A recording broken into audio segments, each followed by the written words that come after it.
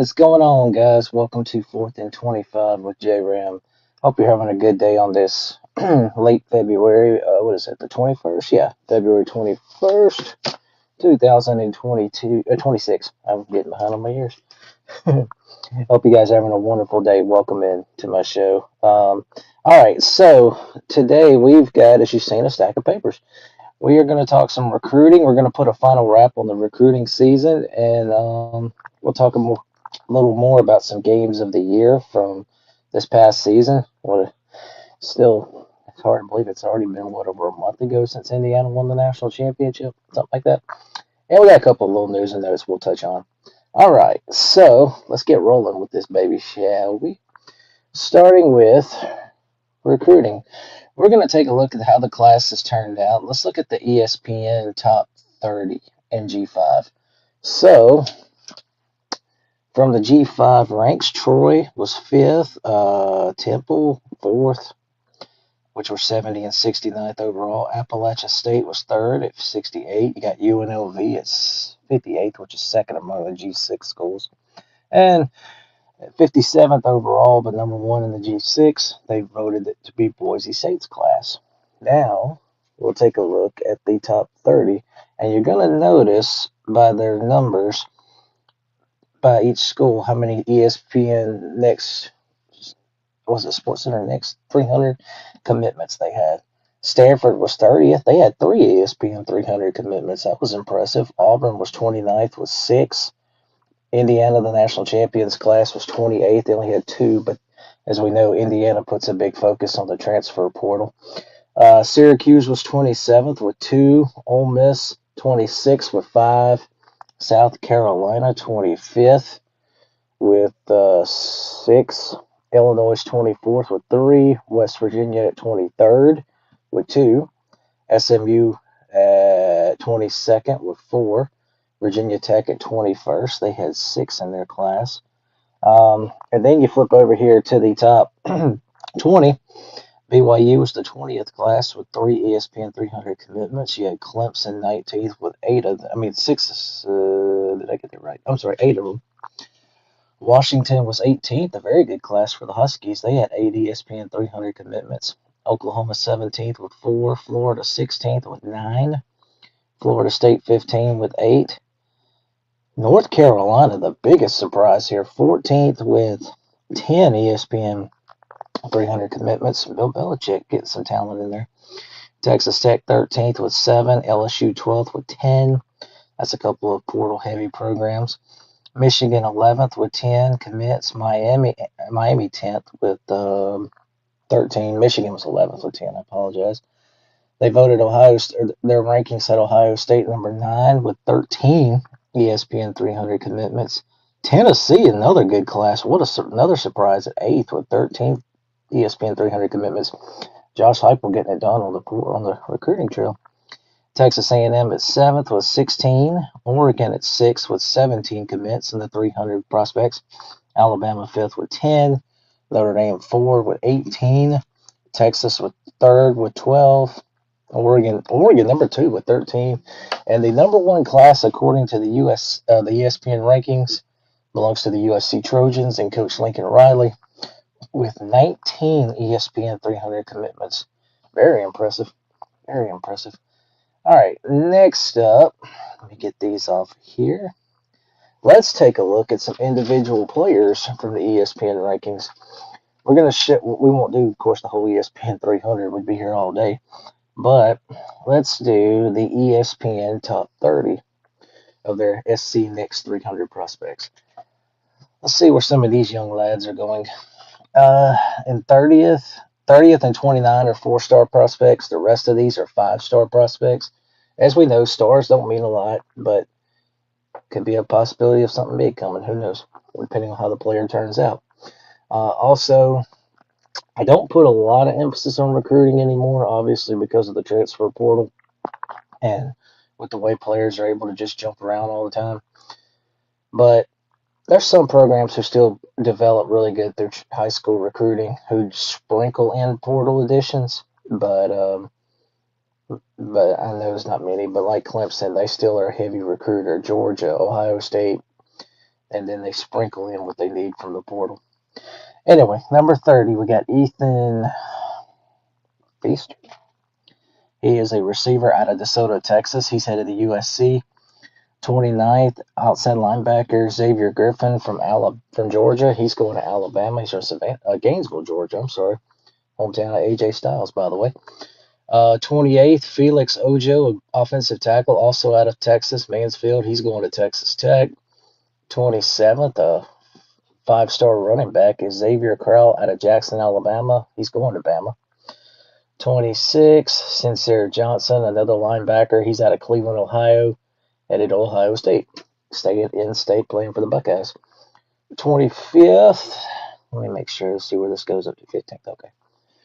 25th, Xavier Hitler, a running back out of Virginia. He's going to Michigan to play for Kyle Whittingham. Luke Waffle, defensive end out of Princeton, New Jersey. He's going to USC, so he's going from the East Coast to the West Coast. Headed to play for the Trojans. Carter Meadows at 23rd, a DC defensive end, headed to Michigan. 22nd, tight end, I can't say this name, Coden Brothrow. He's out of Georgia, going to Georgia. Another defensive end at 21st, Jake Cruel from Bradenton, Florida. He's on his way to Oklahoma. Derek Cooper, running back out of Hollywood, Florida. Okay, headed to Texas. Jerran McCoy, defensive end out of Tupelo, Mississippi. He's on his way to Florida. Kenya Pipi, offensive tackle out of Florida. He's going to USC to play for the Trojans. 17, Jet Washington, a safety. He's out of Las Vegas. He's going to play for Oregon. And Dan Lenning. Tyler Atkinson, linebacker out of Loganville, Georgia. He's going to Texas. Kendry Harrison, he's a tight end out of North Carolina, and he's going to play for the Ducks. Okay. Going from the East Coast to the West Coast to play for Dan Lenning. 14, Fajan Brandon, a quarterback out of Greensboro, North Carolina, five-star prospect, going to play for Josh Heupel in Tennessee. That'll be interesting to see if he gets on the field. And of course, that's going to depend on the Joey Aguilar situation. 13, Dia Bell, the quarterback out of Plantation, Florida. He's going to Texas.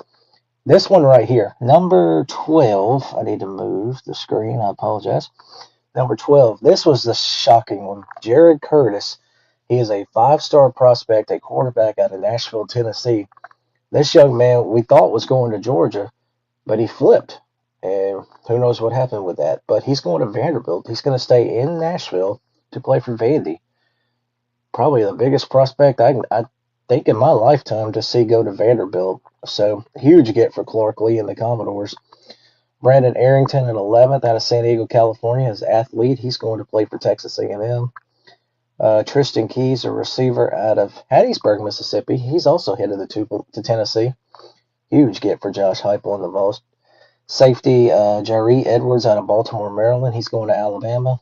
Richard Wesley, defensive end out of Chatsworth, California. He's headed to Texas. Let's see. 7th is Chris Henry Jr., wide receiver out of Santa Ana, California. He's headed to Ohio State. LaDamian Guyton, outside linebacker from Savannah, Georgia. He's going to Texas Tech. Number 6, big get for Joey McGuire and the Red Raiders. 5th, Emmanuel Acho, offensive tackle. He's out of Maryland. He's headed to play for Oregon. The highest quarterback on here at number 4 is Keyshawn Henderson out of Spring, Texas. This young man was a five-star prospect. He is going to play for Willie Fritz and the Houston Cougars. Huge win on the recruiting trail there for Coach Fritz and the University of Houston. 3rd, Jackson Cantwell, offensive tackle out of Nixon, Missouri. A big man's on his way to Miami. Really big-time prospect. Has NFL potential, in my opinion. Number 2, Zion Ely, defensive end, also out of Baltimore, Maryland. This man going to play for Maryland. He's staying in the state of Maryland to go play for the Terps. Huge get for Mike Locksley and the Terps. And the number 1 prospect was defensive tackle Lamar Brown out of the city of Baton Rouge, Louisiana.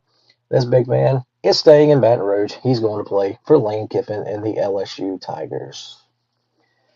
All right, so that's a kind of a look of the ESPN 300 top 30. Because if we did the top 30, we would be here all freaking day, and I wouldn't torture anybody like that if I even wanted to. All right, so next up, we're going to look at the On3 recruiting rankings to see how much different those classes are compared to the ESPN ones. Let me do some, wait, what? Oh, okay, I'm sorry. Sorry about that. Let me get this off. Got my graphics are a little bit out of whack.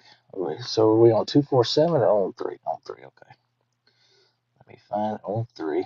Okay, so there's the first part of it, but I got to find the rest of it.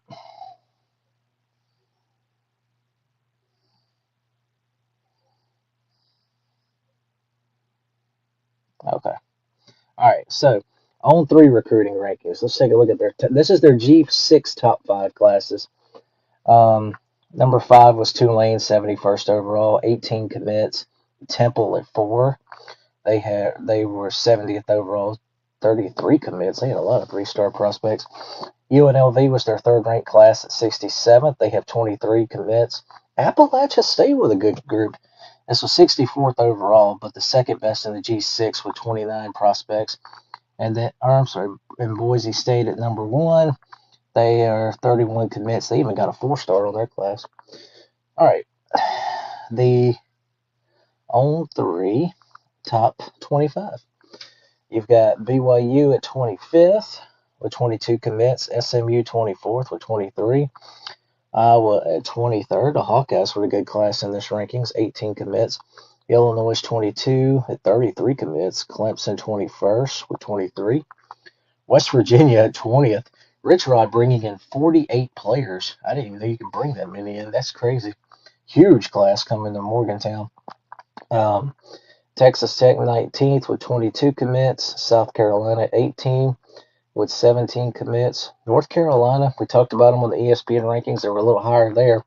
But 17th here, they got 40 commits coming into Chapel Hill. That's crazy.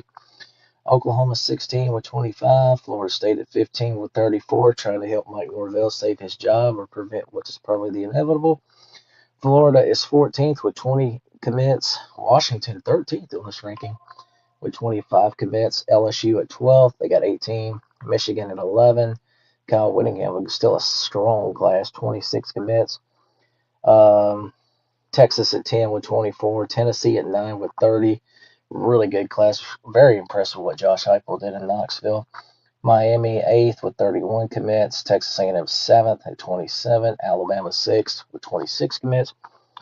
Georgia 32 commits at number 5. Oregon is 4th.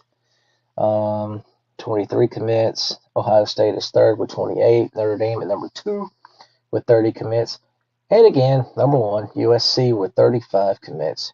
USC's class was very, very impressive, depending on who you ask.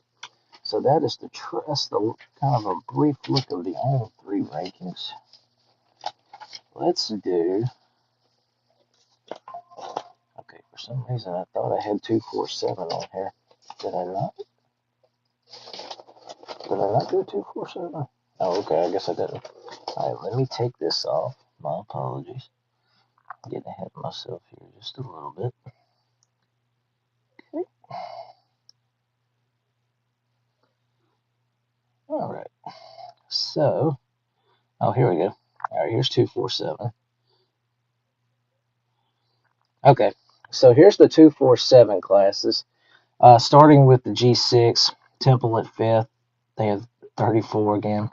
Tulane 4, UNLV 3, App State 2, Boise State 1. Their rankings a little different than On3s and ESPN. You know, every rankings have their own metrics. West Virginia 25th, Illinois 24th. Mississippi State checking in at 23rd on their rankings with 4 stars. Ole Miss at 22nd, BYU 21st, Clemson 20th. North Carolina, again, 40 commits for Bill Belichick's group. That is a big class. Texas Tech at 18, Florida 17, South Carolina, Shane Beamer 16, Florida State 15, Oklahoma 14, Washington 13. Another very, very impressive group. Nicely done by Jed Fish up there because I really thought he was going to leave there.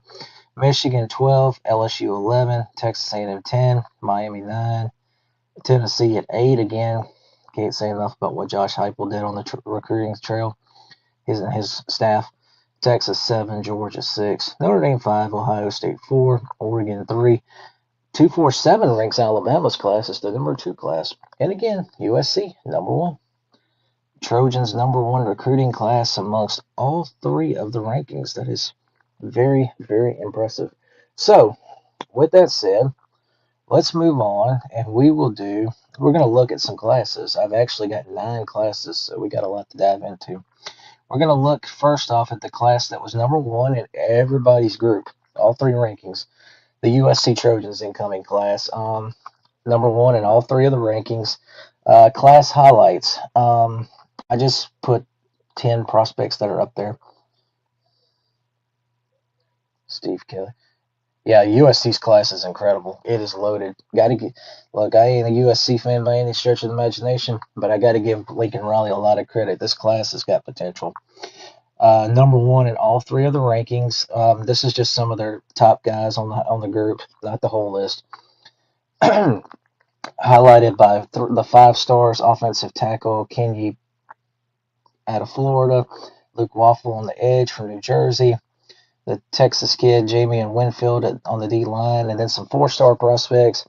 Mark Bowman, a tight end out of Santa Ana, California. You got Caden Dixon White at receiver from the same city. DeSoto, Texas receiver Ethan Fester, Santa Ana, California defensive lineman Topui, I can't pronounce his first name. Albert Hill, the cornerback out of Akron, Ohio. They went in Ohio State's backyard and got a defensive back. Running back Deshaun Redu, he's out of California, and a Hawaii linebacker Talanoa Ili. Interesting name. All right, so that's just kind of briefly. Like I say, I won't dive too far into these, but that's USC's class. A little bit of a peek of it. Again, they were the number 1 class in all 3 rankings. So as far as recruiting goes, USC killed it. Nice job. Nice job by Lincoln Riley and his entire staff. All right, let's look at Oregon.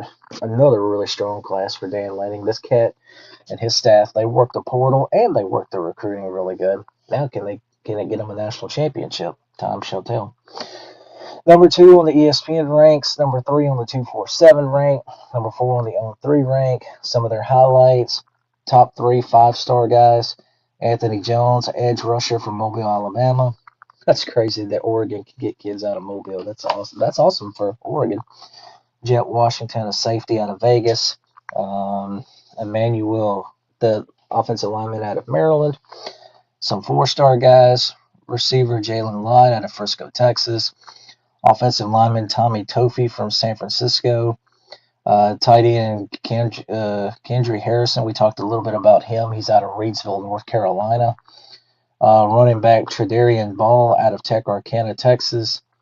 Safety Devin Jackson. This cat's from Orlando, Florida, and he's going to Oregon. Holy crap, it's across the country. Tony Cumberland, another a local kid, a defensive lineman out of Eugene. So, of course, in your backyard, of course. And DB Davon Benjamin, he is out of California also. As we know, Oregon obviously puts a big emphasis on the state of California, like everybody should, when it comes to recruiting, even because it's obviously a big high school scene. Okay, so that's a couple of Big Ten classes. Let's look at some of these SEC classes. We'll do a couple of them.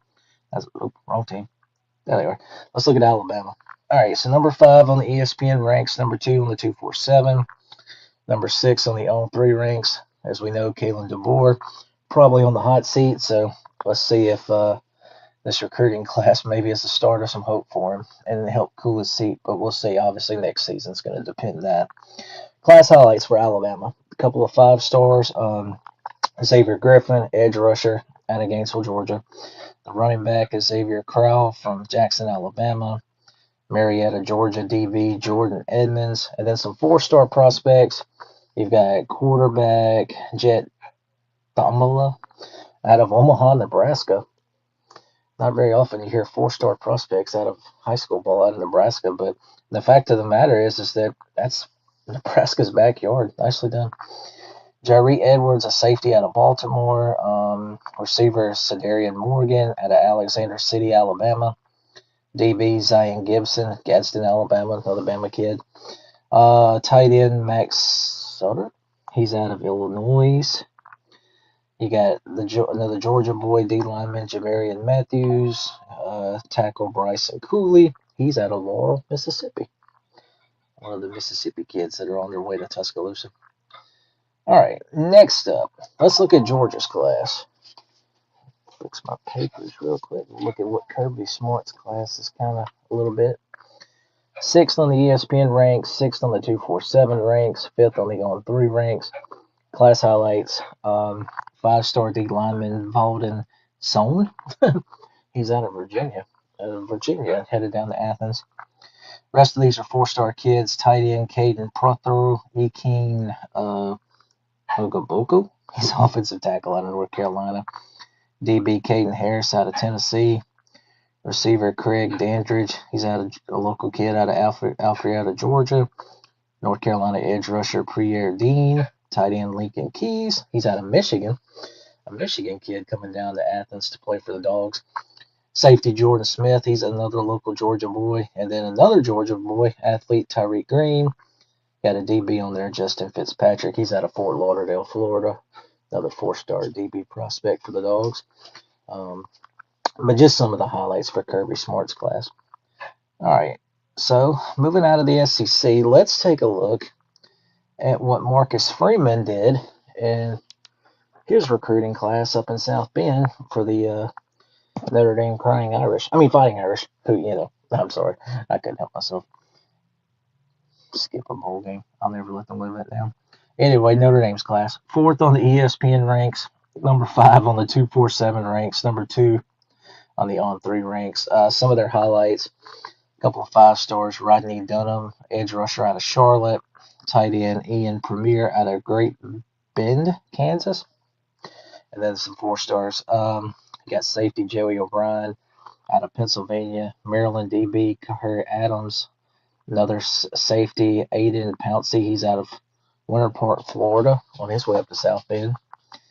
Michigan tackle Ben Nichols. And Gregory Patrick, also a tackle from Michigan, too. So working the state of Michigan and the offensive line there, I see. Running back Janice Walton. He's out of Carrollton, Georgia. Is that Carrollton? Yeah. Grayson McKeish, offensive tackle out of Wendell, Pennsylvania. Avenzer Ewatade. He's an edge rusher out of North Carolina. So that's just some of the highlights of Marcus Freeman's very, very strong class. All right, we're going to do a couple of ACC classes, and we'll do a couple of Big 12 classes before we take a break. All right, next up, let's take a look at the Miami Hurricanes class. Let me get this picture off. All right, Mario Cristobal and the national runner-up Hurricanes. 10th on the ESPN rankings, 9th on the 247 rankings, 8th on the On3 rankings. Some of their gets: 5-star tackle Jackson Cantwell. He is out of Nixa, Missouri. Couple of receivers: Samorian Winch. He's out of Florida. Stal, Ohio receiver Millian Harris. You got an athlete out of Venice, Florida, Ashari Charles. Defensive lineman Keyshawn Stankic. He's out of North Carolina. Safety J.J. Donaldson out of Manhattan, Kansas. So Miami getting a kid right out of Kansas State's backyard. Charlotte, North Carolina DB Camden Portis. Gavin Moore, tight end out of Illinois. Seffner, Florida DB Jalen Waters. And another highlight, Ben Congdon, offensive tackle out of Ohio. Miami working the state of Ohio and Illinois pretty well. Most kids are going to want to go to South Florida anyways over that. But you get it. Next up, a very, very impressive class. Let's look at what Bill Belichick did in the recruiting trail. I mean, as bad as North Carolina was for most of last year, it can only go up from here, right? So, Belichick's class: 14th on the ESPN ranks, 19 on the 247, and 17 on the On3 ranks. Some of his highlights: 4 stars, quarterback Travis Burgess out of Loganville, Georgia. So a 4-star QB on his way to Chapel Hill. Receiver C.J. Sadler out of Detroit. From Birmingham, defensive lineman Rodney Cleveland. And then Trayshawn Ruffin, another D lineman out of Mount Olive, North Carolina.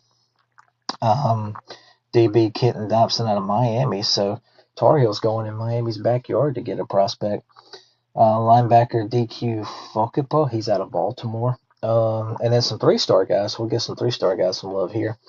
Edge rusher Xavier Griffin. He's out of Roseville, North Carolina. I don't know if I'm saying that right. Bradenton, Florida. Offensive lineman Will Convoy.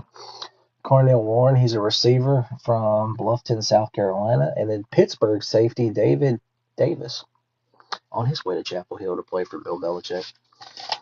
All right, so that's North Carolina's and Miami's classes. Very impressive class there by Belichick. I kind of wish now I would have highlighted Josh Heupel's, but oh well. So let's do a look at the Texas Tech class. Oh, that's not it. Let me get that off there. Just Texas Tech. No. Okay, here's Texas Tech's class. 13th on the ESPN ranks, 18th on the 247 ranks, 19th on the O3 ranks. Obviously, a little bit of a different because they are so portal heavy. They work the portal as good as anybody outside of maybe Baton Rouge, but here's what it is. 5-star offensive tackle Felix Ojo from Mansfield. 4-star players Chase Campbell, a receiver from out of Texas. Tackle Bruce Gilmore from Texas. DB, I'm not going to say that name. Martin from Texas. I'll butcher the young man's name. And then a tight end, Matt Ludwig. Texas Tech going all the way into the state of Montana to get a prospect. That's awesome. His kid out of Billings playing tight end. You don't hear of high school football very much in Montana, but that's cool. Also in the 4 stars, DB Donovan Webb out of Frisco, Texas, and Bixby, Oklahoma linebacker Cord Nolan. And then some 3-star guys, quarterback Stephen Cannon. Let's see, Cannon. He's out of Savannah, Georgia. And a couple more Texas kids, D lineman Aiden Johnson and Crush Johnson. They might be brother. And that is a look at Texas Tech's class. One class that I apparently did not take a picture of, or either I didn't upload it. I don't know where it is, but I got BYU's class here in my notes. For BYU, I'll just read it real quick. ESPN class of 20th, 21st on the 247 class, 25th on the on-3 class. Kalea Satake doing a great job out there for the Cougars. Had a great season last year.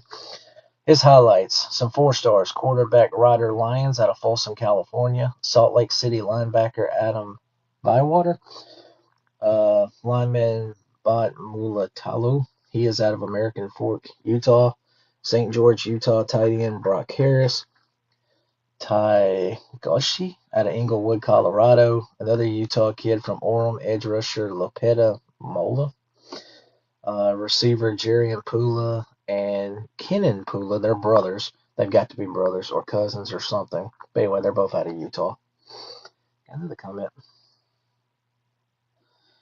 Steve Kelly, Ribs running back position is 3 deep this year with the addition of Dye.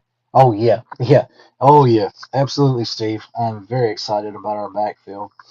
Running the football should not be a problem for Ole Miss. When you add that 3-headed running back room with Trinidad, hopefully the receivers develop good.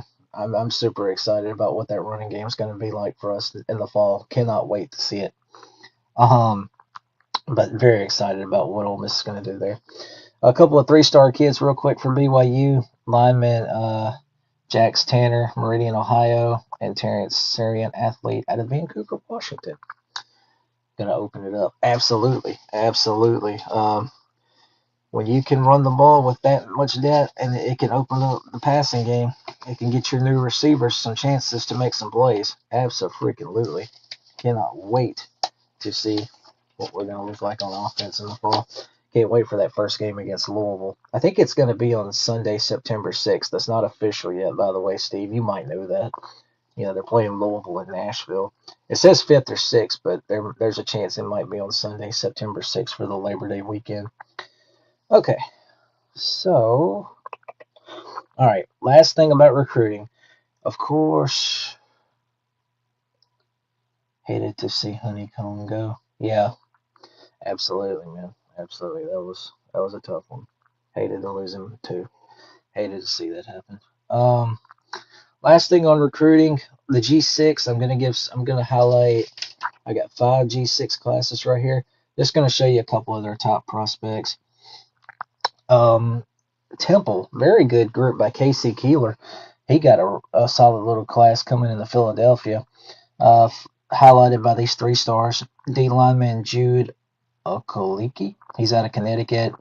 Cohen Logan, a receiver from Baltimore. D lineman Antoine Rogers. He's out of Salem, New Jersey. Harrisburg, Pennsylvania edge rusher Josh Ninjite. And John Watkins, the offensive tackle, also from the greater Baltimore, Maryland area. And then we'll flip. Oh, I'm sorry. Sorry about that, Tulane. All right, Tulane. Looking to build off of their college football playoff appearance last year before they got beat by Ole Miss. Highlighted by 4-star tackle Tylan George out of West Monroe, Louisiana. Very rare you hear Tulane getting 4-star prospects, but nice job there by their staff, by that coaching staff down there. I forgot. John Summerall, of course, left. I forgot who. Oh, Will Hall. All right. And then 3 stars. Safety Myron Jean out of Lake Wells, Florida. Germantown, Tennessee lineman Andre Amos Jr. Linebacker Chan Lumpkin out of Butler, Georgia.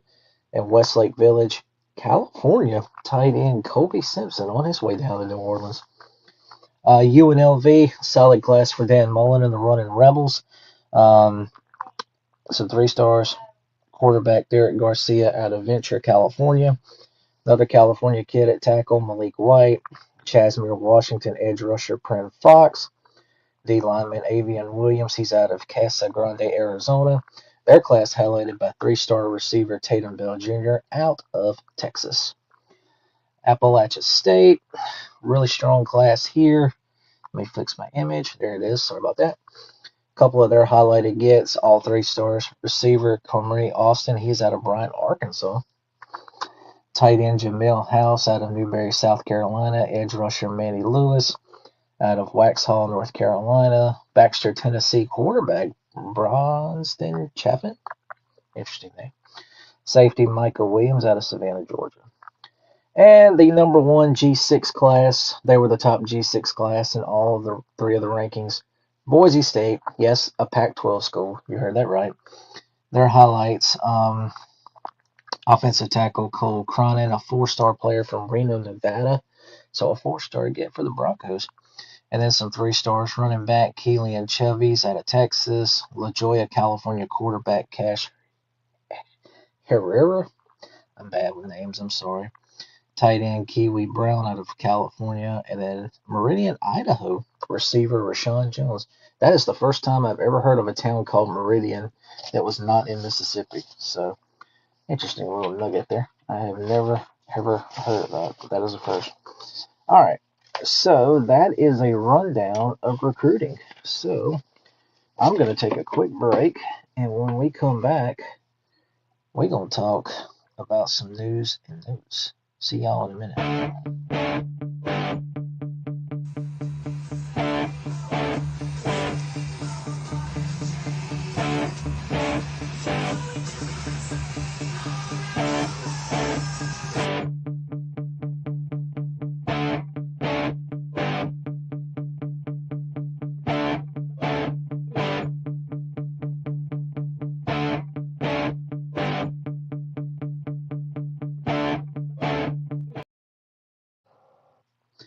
All right, guys, welcome back to 4th and 25 with J-Rim.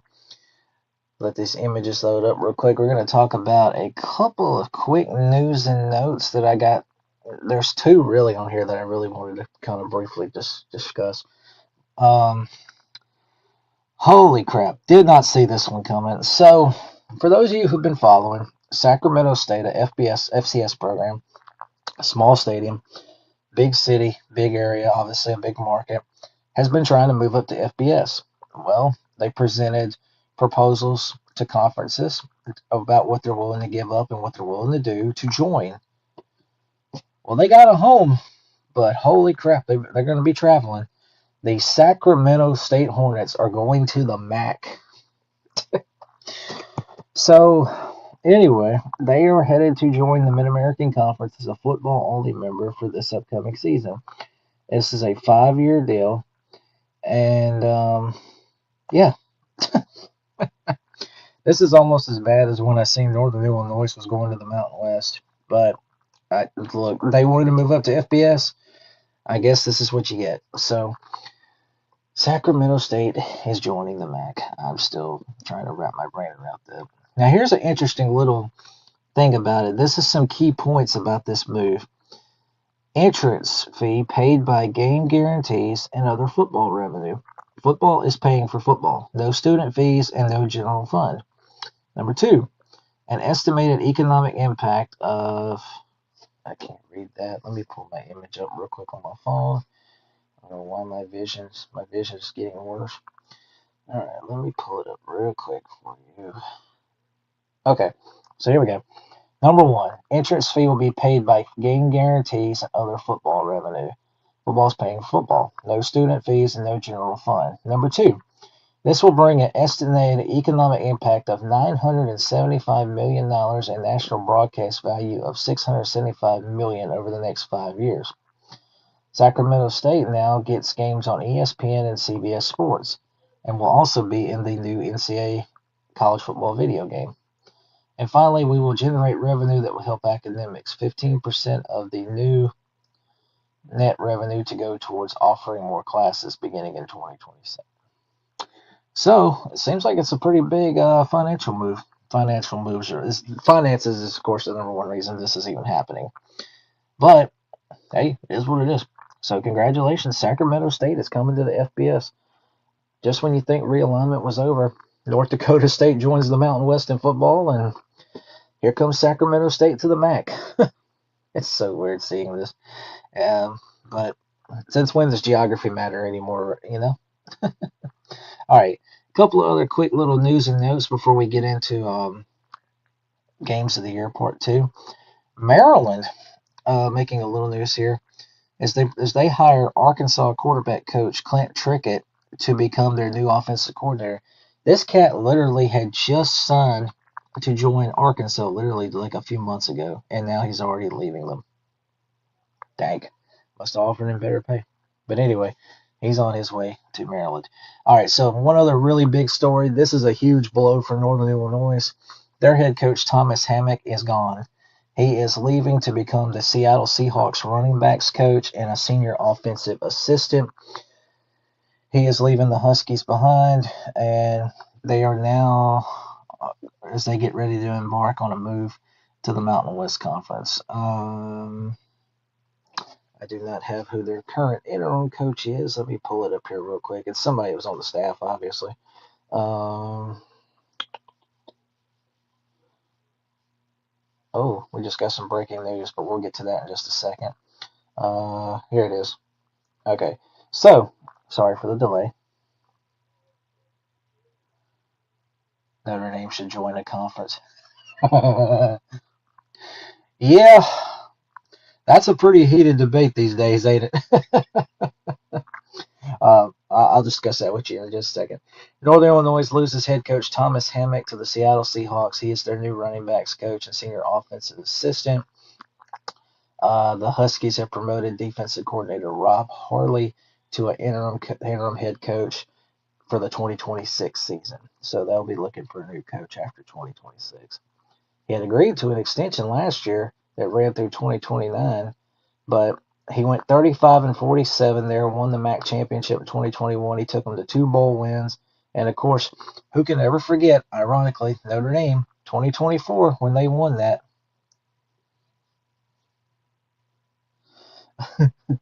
But he led Northern Illinois to the big upset over Notre Dame in 2024, which was the only loss that year the Irish had.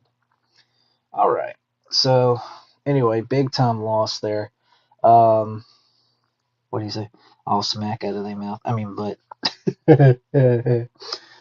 you know, I don't know what, they want to remain independent because of the TV deal with NBC. Okay, but, if you're going to have conference championship games and stuff, I don't know. That's a tough debate. I understand what you're saying, Steve. But anyway, so, breaking news. I don't have a graphic, but I'm going to tell y'all this on my phone. A judge has denied Tennessee quarterback Joey Aguilar's eligibility bid A Tennessee State judge on Friday denied his request for an injunction to play for Tennessee, ending his college career. Huge news out of Knoxville.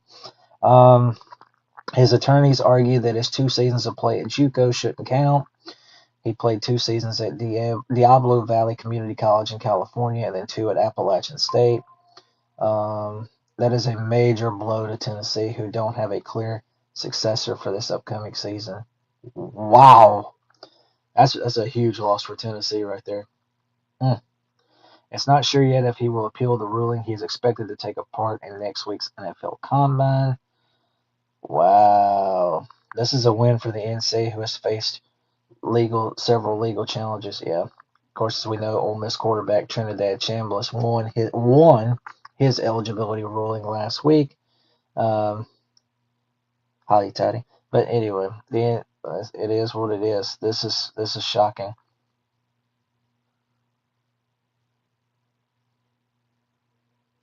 Sorry, I'm reading something real quick. Aguilar was a co-plaintiff in former Vanderbilt quarterback Diego Pavia's federal lawsuit against the NCAA, which challenged its rules. Dang. Well, that's a tough loss for Tennessee right there, y'all. Joey Aguilar is ruled ineligible and will not play, and is not eligible for this upcoming season. So last year, Tennessee, his backup, Jake Merklinger, transferred to UConn.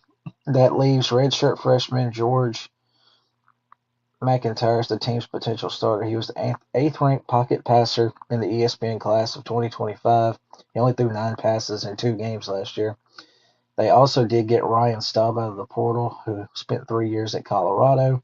And we talked about their incoming signing Fajan Brander, the number 3 player in the number 3 pocket passer in the 2026 class. So there you go. Little breaking news on this show. That's the first. Wow. Tough loss for Tennessee, though. Hate to hear that. All right, so let's take another break, and then when we come back, we'll jump into part 2 of Games of the Year 2025, looking back on some great games from the regular season. We will see y'all in a minute. Look at me, I'm lost at sea, circling eternally. Come and help me from this insanity. Where am I disgrace? I hate to see your face. I wanna see you drown in your sorrow. You know I know I'm not the same. I'm fading away, I'm falling into my grave. All right, guys, welcome back to 4th and 25. So, all right, our final segment, football related. Oh crap, I see something I'm missing, but we'll get to that. All right, 4th and 25. Part 2, as we look back on games of the year in 2025, some of the best games. That's the wrong picture. Let me find it. Oh wait, there it is. All right, so part 2, September 27th, Ole Miss 24, LSU 19. How ironic! I start this with this. Rebels get a big win over LSU that helped propel to their magical season that they had. The 4th down conversion where Trinidad hit Daquan Wright for the 1st down to win the game. Awesome. I'll never forget that play. I think the stadium shook. It was so loud. But that was a great game, and obviously they will meet again September 19th in Oxford. Oh boy. Anyway, personal feelings aside. All right. November 29th, Alabama 27, Auburn 20, a great Iron Bowl. That was a good game. October 18th, oh boy, Stanford 20, Florida State 13. Stanford is an ACC school, still weird. This was one of the big losses where I just started to think, okay, Norvell's on a time clock now. You know, he's counting down. It's a countdown to when he gets let go. That was a bad loss for Florida State.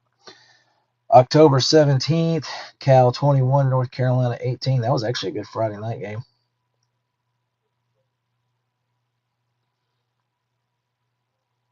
I need to get that podcast set up. I know I talked about it a few years ago, but we both got busy. Absolutely. Yeah, man. Absolutely. Okay, make it happen. Sounds good to me, man. I'll be willing to work with you. It'd be fun. Sounds like a plan to me, Steve. Um, November 29th, if you watch Mountain West football, you probably remember this one. New Mexico 23, San Diego State 17. This was an absolute phenomenal game on Thanksgiving weekend. The Lobos pulled off the win to secure a 9-win season. It was the best year for college ball for football in New Mexico in a very long time. Arkansas State 31, Texas State 30. That was a good one, October 4th in the Sun Belt. December 5th, Kennesaw State 19, Jacksonville State 15. This was the Conference USA Championship game, and the Owls in their second year in the conference, and they won the championship. That was an awesome win, a great moment for the Owls and their program. What a game. And then the week before that, Kennesaw State and Liberty. This was a 48-42 shootout that the Owls won. Um, November 8th, Delaware beating Louisiana Tech 25-24, one of the Hens' biggest early wins as an FBS member. December 13th, Navy 17, Army 16. Yeah, that was a great game. As the midshipmen hung on to win it. Oh, did you say, Steve? You watching the baseball game? Yeah, I'm keeping up with it on my phone right now. When I get off of here, where I'm gonna go in here and watch it. I got it on the TV, but I got it updates on my phone right now while I'm finishing this show out real quick. All right, but yeah, and then we'll head in there and watch it. I was scared we were in trouble early last night, but thankfully we pulled it out though against Missouri State. All right, um, Tarleton State and Army. This was a great game, 30-27. This was part of opening weekend. Let me find it. Okay. Yeah, there it is. Tarleton State 30, Army 27. This was opening weekend when Tarleton went into West Point and stunned the Black Knights on August 31st. That was a good game. September 20th, North Texas and Army 45-38. That was a great game. Tulane 24, Army 17. That was October 18th. September 20th, this was a non-con game that I don't think many remember, but UNLV beat Miami, Ohio in a really good game, 41-38, no defense. And then August 31st, who remembers this one? Texas 14, Ohio State 7. Battle of the Brands. Low scoring game. Arch did not play well. The doubts, the criticism was coming in. But Ohio State won a very ugly game, which of course they had a very great defense. But the Buckeyes won that. That was a good one. So these next games, we're going to look at some of these are going to have some FCS flavor to them. So just be kind of prepared. Yale 43, Youngstown 42, November 29th. That was an FCS playoff game in the first round. Yale come back from down by double digits to win this game. That was a heck of a football game. Illinois State and North Dakota State, December 6th, FCS second round of the playoffs. Redbirds score, go for two, and win the game 29-28, knocking the Bison out of the playoffs. That was a upset, a unbelievable football game. And it helped propel Illinois State all the way to the FCS title game before they lost to Montana State by 1 point, ironically. October 4th, Georgetown, Morgan State, 27-24. Why am I talking about this game? If you have not, go to YouTube or go find the ending of this game. Georgetown's Hail Mary to win it is crazy. It was crazy how they won that game.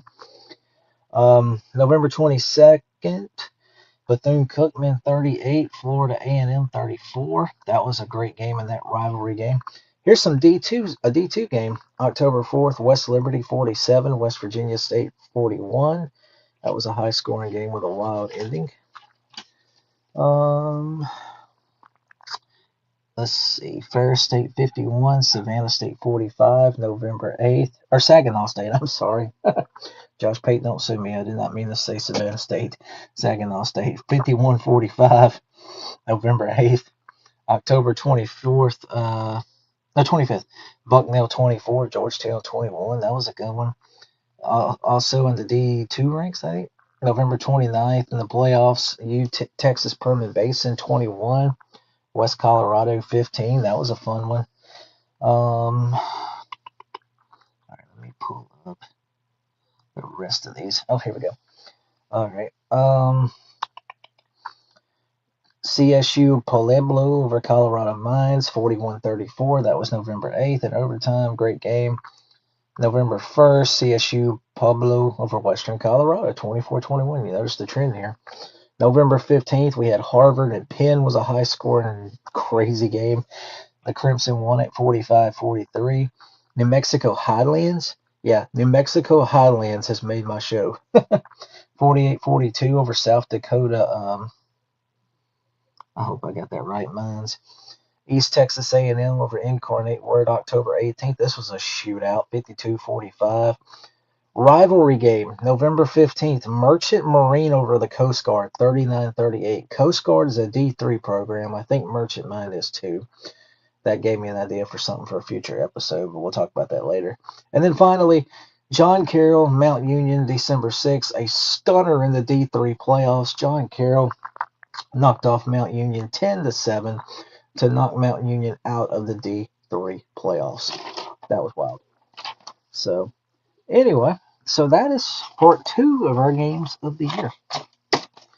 All right, so next up, let's take one final break, and we come back. We're going to do our non-football segment.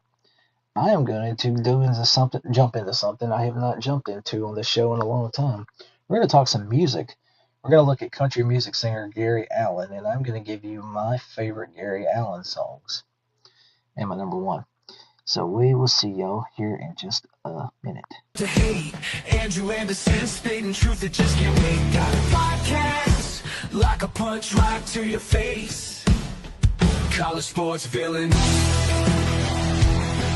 it over the place. I bring the facts whether you like it or not. Dropping truth bombs, giving it all I got. They call me a villain. Well, I wear that badge with pride. Nothing but secrets they try to hide. Hard rock in my veins, rebellious to the core. I won't back down, won't take it anymore. The bad guy of the podcast world, that's me. Unleashing the truth, setting it all free.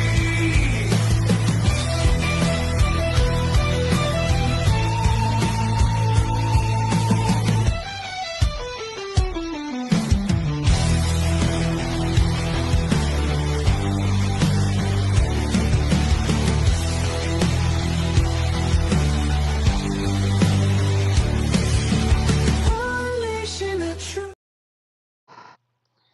All right, guys, welcome back to 4th and 25.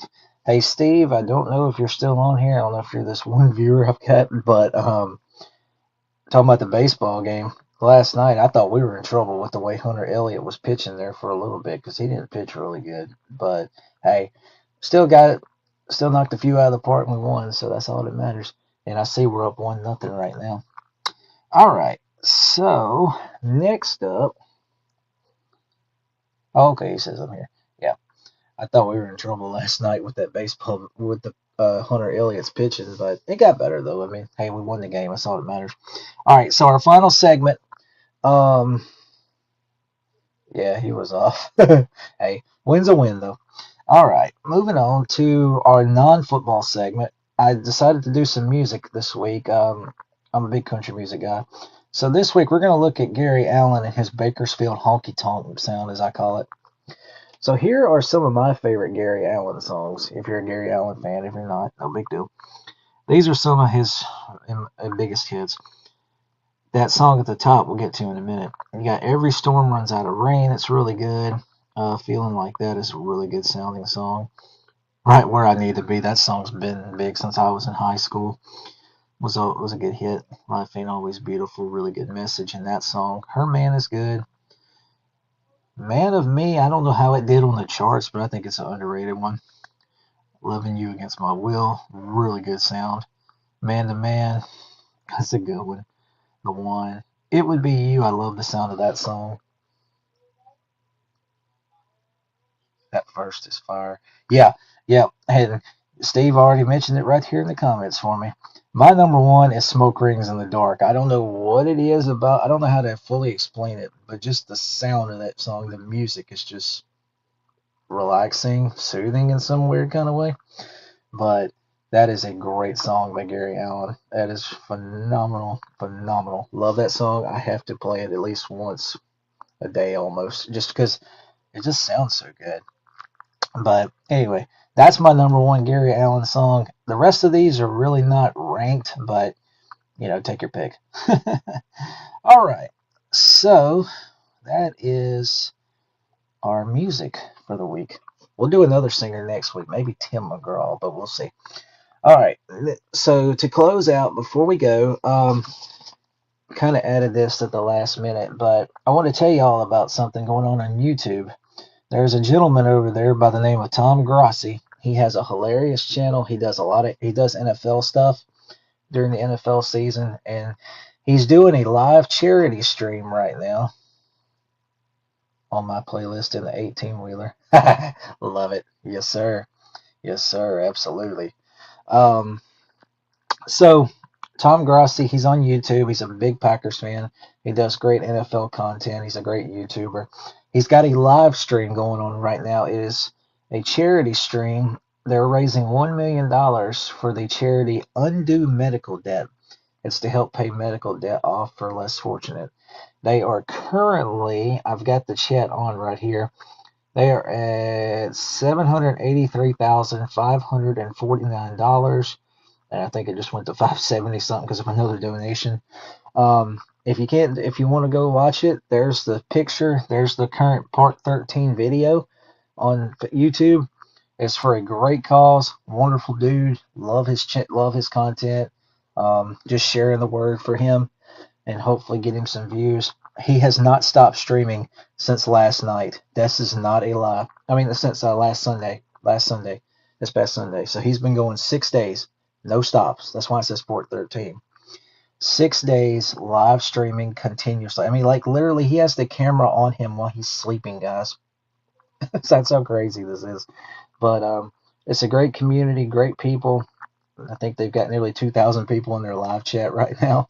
But yeah, trying to get to that 1 million. It's like I say, he's been going 6 days. I will have to check that out.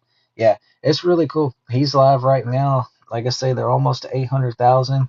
There's been incentives when he hit 250,000. He actually did a history lesson because he's a former history teacher. One of his characters, Don Rogers, was on from 400,000 to 500,000. He did an auction, a darkness retreat, all kinds of good stuff. It's quite entertaining. But again, funny dude, great charity, great cause. Go check him out if you'd like to. I'm actually going to go check in on him. I'm actually going to try to be on when he hits $1 million because he's more than likely going to hit it probably tomorrow if I had to guess with the way the donations are flying in. All right, guys.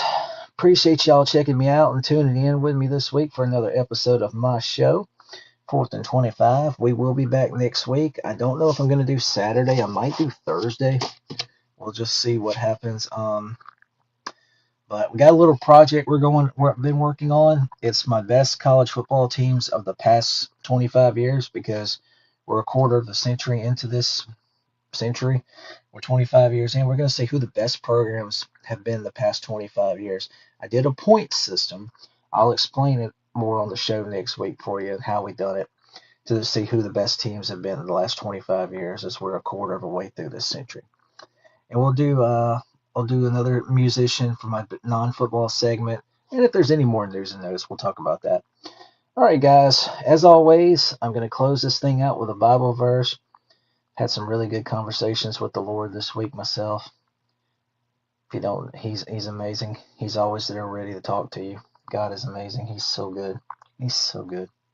So good to us. Man, I won a Ernie Lorbridge bat. Nice. Nice. Nicely done. Nicely done, Steve. All right. So, but the Lord is good. He's been blessed. He's blessed me and my family.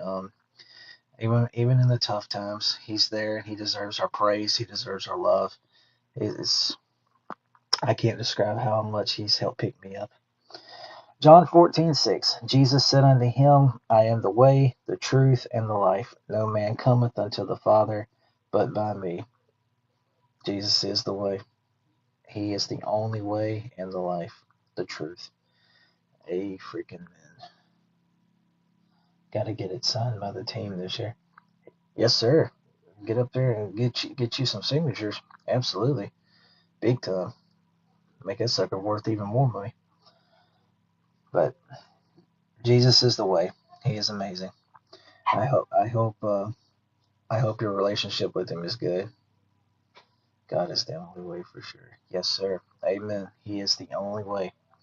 And in this world that's getting darker and more evil by the nanosecond, put your trust and faith in him. You may not can see it, but trust him that he's working for you, because I know I am. All right, guys. Thank y'all so much. I pray y'all have a wonderful day. Stay safe out there. Steve, you stay safe. I'm going to go watch some Ole Miss baseball now. Hope y'all have a wonderful day. Take care of yourselves. I will be at church early in the morning. Yes, sir. Yes, sir. Amen. Amen. Appreciate y'all, guys. Y'all have a wonderful day. Stay safe out there. God bless.